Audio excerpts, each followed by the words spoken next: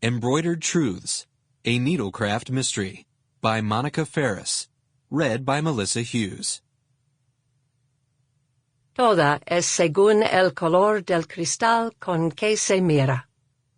Everything depends on the color of the glass you see through. Spanish saying. Chapter 1. It was a glorious spring morning in Excelsior.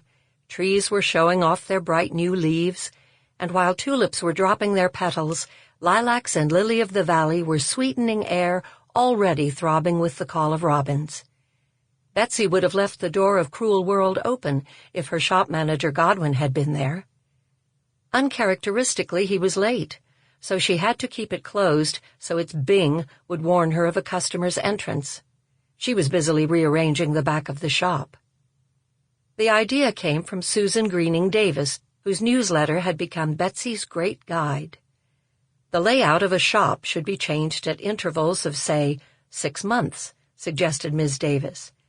Regular customers typically went to the same spot to look at familiar stock, and moving merchandise to a new spot would make them hunt around and perhaps discover a new designer or even a new skill.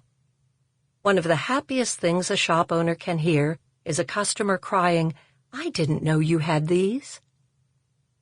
Interestingly, rearranging the layout would often bring a similar cry from an employee, occasionally even a shop owner. Of course, if something has been on a shelf so long even the owner has forgotten it, it should go into the deep discount basket by the cash register forthwith.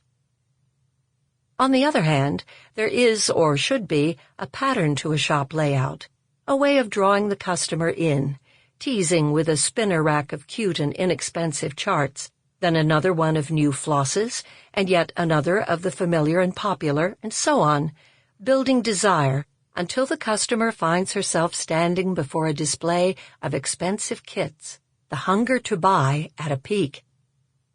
Or so Betsy hoped.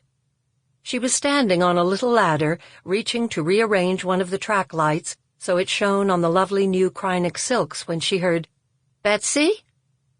Betsy, are you in here?" The voice came as something of a shock because she hadn't heard the door make its annoying bing. Betsy jumped down and hurried out between the 2 stacks of box shelves that divided the needlepoint knitting area from the counted cross-stitch area. "Here I am. Oh, hello, Mrs. Wells.